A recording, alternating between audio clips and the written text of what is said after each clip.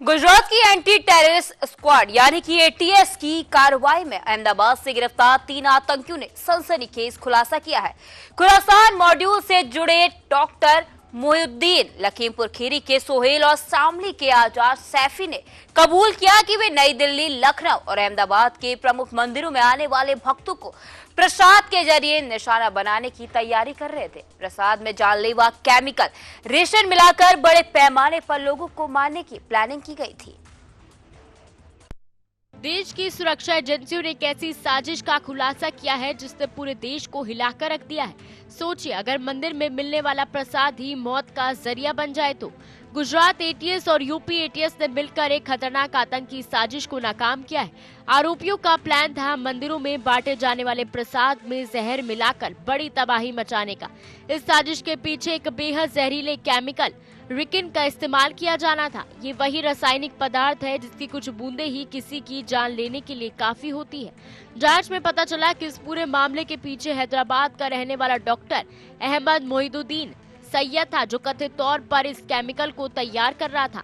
Gujarat ATS ने जब उसे पकड़ा तो उसके पास से लैपटॉप, संदिग्ध नोट्स और रिकिन बनाने का सामान मिला। जांच में पता चला कि इस साजिश में उसके साथ 2 और लोग शामिल थे, आजाद सुलेमान शेख और मोहम्मद सुहेल सलीम खान। ये दोनों उत्तर प्रदेश के रहने वाले हैं और इन्होंने लखनऊ, शामली और लखीमपुर खीरी में मंदिरों और प्रसाद वितरण स्थलों की रेकी की थी। एजेंसियों के मुताबिक आतंकियों का प्लान था कि मंदिर में भीड़ के समय प्रसाद में ये जहर मिलाकर उसे भक्तों में बांटा जाए। इससे सैकड़ों लोगों की जान एक साथ जा सकती थी और देश भर में दहशत भी फैल सकती थी।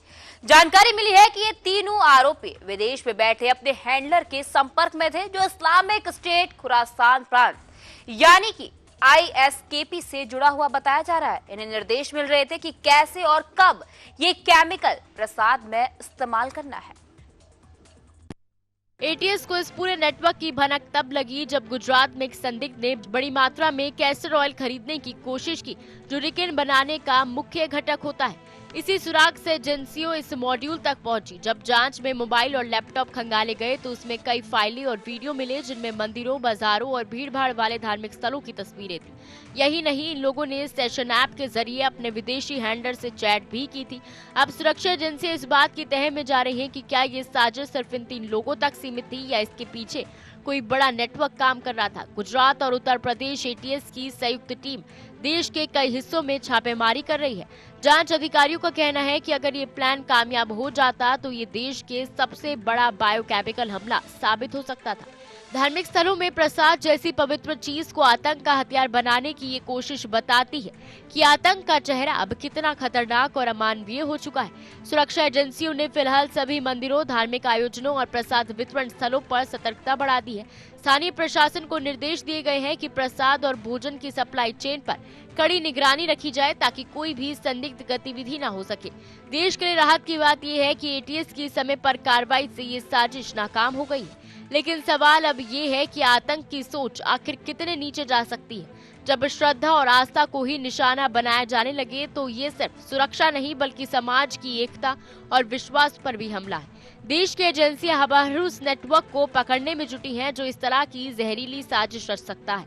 मंदिरों में प्रसाद से तबाही का ये खौफनाक प्लान भले ही नाकाम कर दिया गया हो, लेकिन इसने ये साफ कर दिया है कि आतंक का एजेंडा अब इतना जहरीला हो चुका है। सुरक्षा एजेंसियों की चौकसी ने देश को एक बड़ी त्रासदी से बचा लिया, लेकिन अब जरूरत है लगातार सतर्क रहने की, क्योंकि आतंक की ये सोच भले ही नाकाम रही हो, खत्म अभी नहीं हुई है।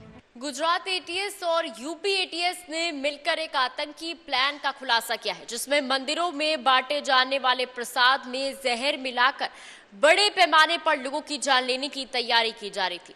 जांच में सामने आया है कि हैदराबाद के डॉक्टर अहमद मोहिउद्दीन सैयद और 2 साथियों ने मिलकर ये खौफनाक साजिश रची थी। ये लोग रिकिन नाम के बेहद जहरीले केमिकल को तैयार कर रहे थे, जिसे प्रसाद में मिलाकर मास किलिंग की योजना थी। एजेंसियों को इनके पास से केमिकल से जुड़ी सामग्री, लैपटॉप और मोबाइल डेटा मिला है। बताया जा रहा है कि आरोपियों ने कई मंदिरों की रेकी भी की थी। फिलहाल तीनों गिरफ्तार हैं और एटीएस जांच में जुटी है कि इनके तार और कहां-कहां जुड़े हैं। इस खुलासे ने देश की सुरक्षा एजेंसियों को भी अलर्ट मोड पर ला दिया है। मैं मानसी, कैमरामैन प्रिंस के साथ TV 100 नोएडा।